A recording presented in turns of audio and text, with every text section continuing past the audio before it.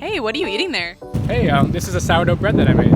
That looks amazing. Can you teach me how to make sourdough bread? Sure, let's do it. Have you ever made gluten-free bread before? No, I haven't. So I don't usually eat gluten, but I do love bread. Could we try to make it gluten-free? We could try to. I have some buckwheat flour we could use. Oh, great! Welcome to Katie in the Kitchen, a series in which I interview people and cook with them with the hopes to re-inspire people to connect with their food.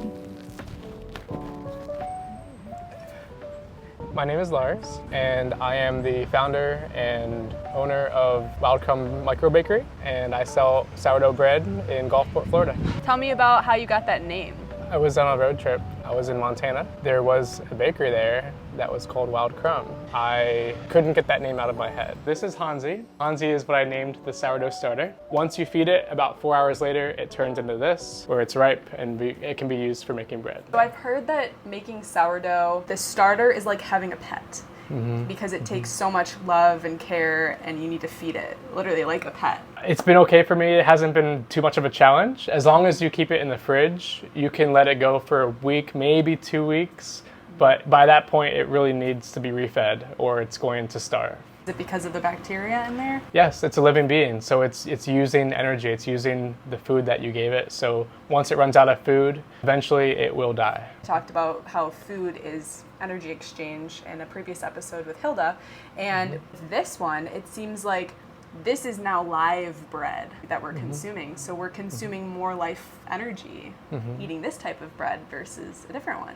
I feel like every person who consumes your bread is now experiencing love and care of the sourdough. Definitely, it makes a huge difference. There was a study about water. They had 2 different jars of water. One of them they said loving things to, the other one they said hateful things to. The water completely changed structure based off of that. I mean, has water in it. So I feel like, yeah, the more good vibes that we're giving the sourdough starter, the better the bread. So what does Wild Crumb mean to you? Going back to ancient ways of growing grains and then also making bread with that. And buckwheat is an ancient grain, and it just so happens to also be gluten-free. This is the buckwheat flour.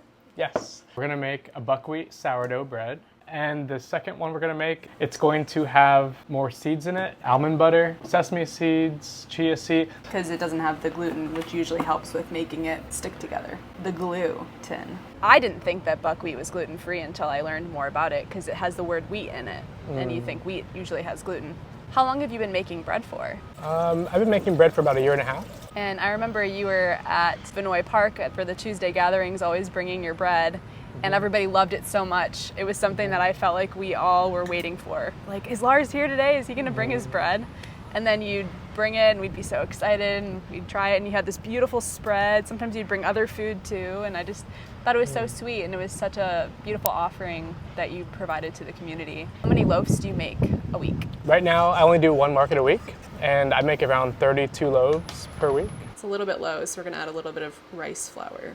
And you got this brand new... So yeah, it's not a typical home oven. It's specifically made for bread. So a bread making oven, so you could increase your output of loaves to serve the community. This will fit 12 to 15 loaves. These are baskets to help you with the proofing of the sourdough. So every loaf gets a basket. It'll be cold fermented overnight.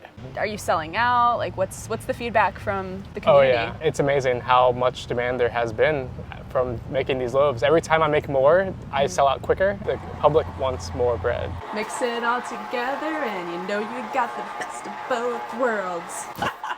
You always wet your hand to make sure that it won't stick to you. You're gonna turn it every 30 minutes. It helps to ferment the dough. And 1 turn is 3 of what I'm doing right here. As soon as you mix your flour and your water and your starter, you want to let it sit for at least 30 minutes. That 30 minutes is crucial to giving it a good flavor. Then you can add a little bit of water and salt.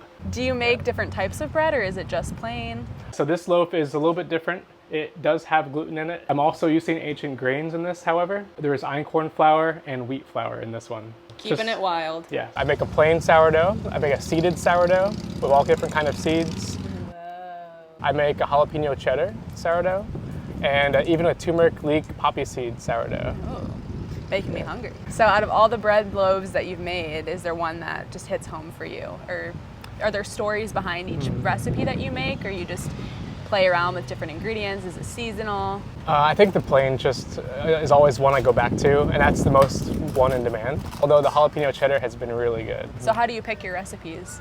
I basically stick with the same basic recipe, and then I just add the different ingredients to it. And that recipe is actually from a bakery in San Francisco called Tartine, and they're like world famous bread. Wow. So I have their exact same recipe. Wow. This is a great way to practice getting rid of perfectionism and just go with it. We're going buckwheat wild. Where did you get the sourdough starter that you use? So that starter I have it's a combination. So part of it is from King Arthur. They have a starter that they created about 10 years ago, and they send that out to their customers. So part of it's that.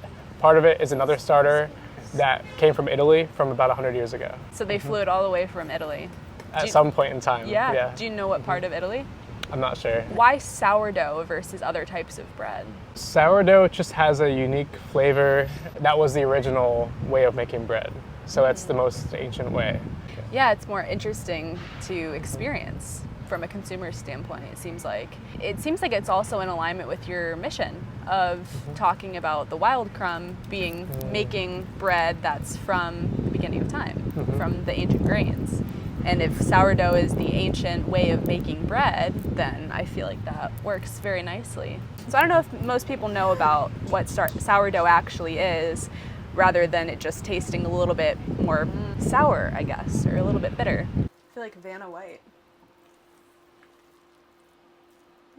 A little bit messier. In terms of gut health standpoint and the health benefits of sourdough versus regular white bread, the sourdough, that starter, is full of microbes. It's full of bacteria. And those bacteria ferment yeast and other things in the flour to ferment and release gas. That's what turns into the complex flavor that you get because of the yeast. What's also great is eating sourdough bread can actually be supportive for your gut, for the bacteria. And people who have gluten sensitivities tend to be able to digest sourdough bread a little bit easier than other conventional white breads, because part of that bacteria actually starts to break down that gluten protein.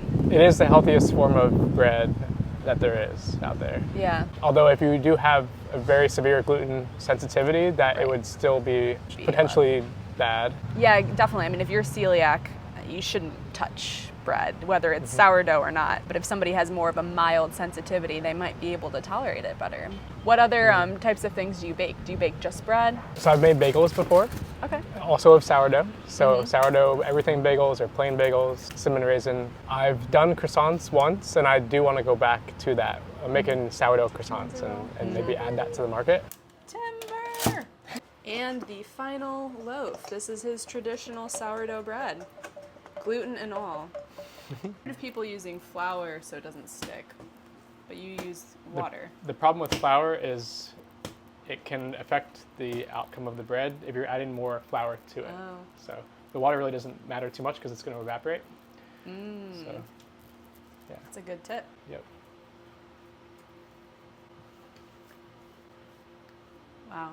Since we're making bread, we want steam. So we're going to close the vent in this. We're going to pre-steam this for 2 seconds, which is what a conventional oven cannot do. However, a lot of people, what they do is they use cast iron Dutch ovens to create that moisture and steam environment, whereas this will actually inject the steam in for us.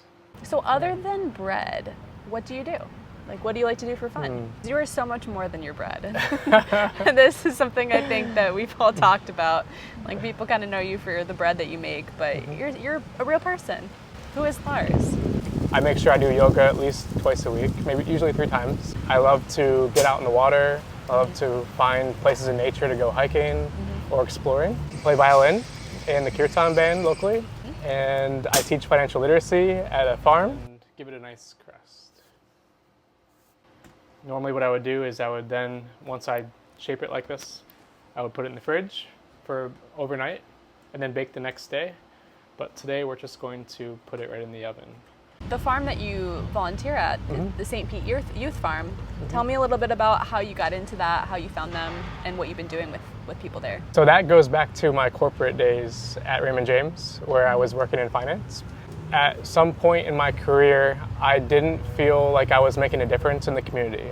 I just felt like I was maybe in the hamster wheel and kind of helping people that really didn't need the financial help. So I started to seek out a local charity organization that is trying to make the community better and improve lives and things like that. And then I came across the St. Pete Youth Farm, and that was like really life-changing for me because that helped me align my purpose in life, where I could take this knowledge that I had with finance and then actually apply it in a way that would help people that needed it.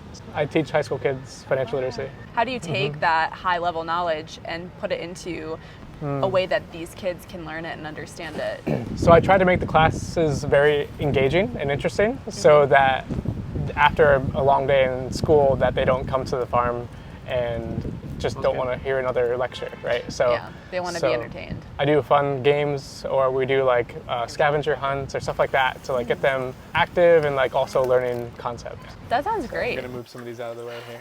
So yeah, this is a game where students can learn some financial literacy lessons. Basically, it's a lot like Monopoly. You start with $20 and you have to get around the board. And each corner you have to pay $5. But if you land on it, it's an extra $1 or an extra $3 or an extra $1. You have to make sure that you have enough money to get back to here to get $20 again. So that's like your paycheck. These corners are your fixed expenses. And if you land on the corner, you have a surprise extra expense. So those are like your variable expenses. Well, the goal is to first not run out of money, or not get to a place where you're broke. The second goal is to acquire wealth. If you take a lot of risks, you could buy the lottery tickets, and you have a very low chance of getting returns on that, and it's a very high probability you're going to lose your money. Versus like saving, you know you're going to always have your savings, but then you're going to get interest on it. As you go around, you get interest every time.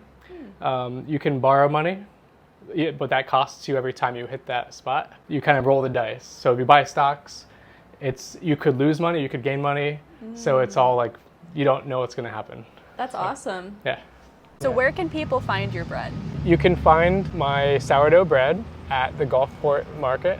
It's every Tuesday in the morning from 9 till 3. I always say morning because we sell out within 2 hours. So Yeah. If you want to try some of Lars's bread, you know where to go. Do you ever do any personal orders or if people request? I try to focus just on that one big bake per week.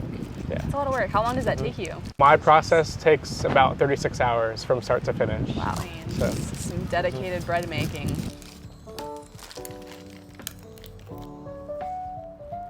That looks pretty good. Oh, yeah. Wow. All right. Thanks, Lars, for being on Katie in the Kitchen. I've enjoyed making all this bread with you. I think we have enough to last a long time. We've got 3 different loaves that we're gonna try. We've got all the different buckwheats. We're going to rank them. How do you typically rank your own bread? Or like decide if it's a good loaf? Well, this is so different because Yeah. I look at the crumb and how big the holes are and everything, and this is much different. We don't have that. So Yeah, I think this is going to be all about flavor. Its ability to stay together. Friends who bake together Right. stay together. Let's do the plain. And this is some butter. This is just homemade butter. Yeah, let's try without first. Okay. Very earthy. It's good though. It's interesting. You know, you can get a little bit of the sourdough taste. It's almost like a pumpernickel, kind of, but more gritty. I never tried a buckwheat flour before, so this is. The butter helps. to Wait, the butter second actually one. makes it so much better. First loaf Alright. was a little dry. I'd give it probably a 6. Okay. Number 2, try this? chocolate. So this next one is the same thing, but we didn't ferment it as long, and we used some rice flour and chocolate. Yeah. Not as good. I was expecting it to be more flavorful, but it's not. It's actually less flavorful. It's like more like plain. Let's see if a little butter will do. It's very dry. Oh. You can hear my jaw crack. I'm eating it fresh. That's dangerous. I like to live on the wild side. The wild crumb side. I feel like we're doing a little archaeological dig right now. What are we trying to find? We are looking for chocolate bread. It's kind of hard to find because it's all brown. There's one. Yay! Found the treasure. How would you rate this one? Maybe a 3. Maybe a 2, 3. 3.5 maybe. 3.5. The chocolate, gotta give some credit. The to other the one was chocolate. better. Yeah. So that was maybe 4 or 5 hours difference. Wow. I mean, this is like hard as a rock. So this one has the one with all the seeds in it. We used Wow. chia seeds and made that like goop. Yeah, much more moist. So. It's definitely more moist for sure. It's got more flavored textures. Like it's more of an More interesting flavor. experience in the mouth.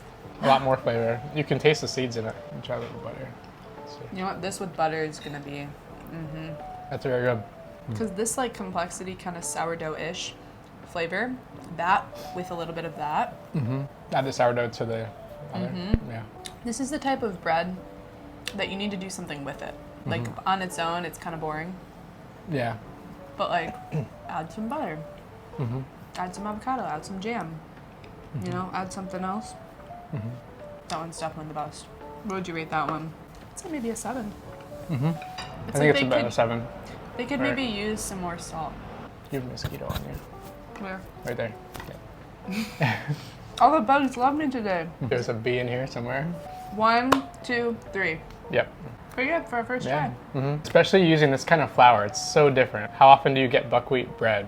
You know, this Yeah. is really growing on me. This one's growing on me for sure. Okay, now we're playing gluten-free bread roulette. We have no idea which one is which. Choose at your own risk. Before we close out, what is one message that you want to share with the world? How do you want to live your life and align it with your purpose? Not just to go about the motions of every day, but like really like look into what your purpose is. Do you feel like bread making is your purpose? It's part of the path that's getting me there. I'm not sure if it's exactly there. It's in the right direction. It's on my journey to that. Today, think about something that you can do that's in alignment with your passion and your purpose in this world. Ask yourself if what you're already doing is in alignment with your purpose. Thank you for the message. Have a buck wild night. This is the savior. How's your day, honey? So much better with you.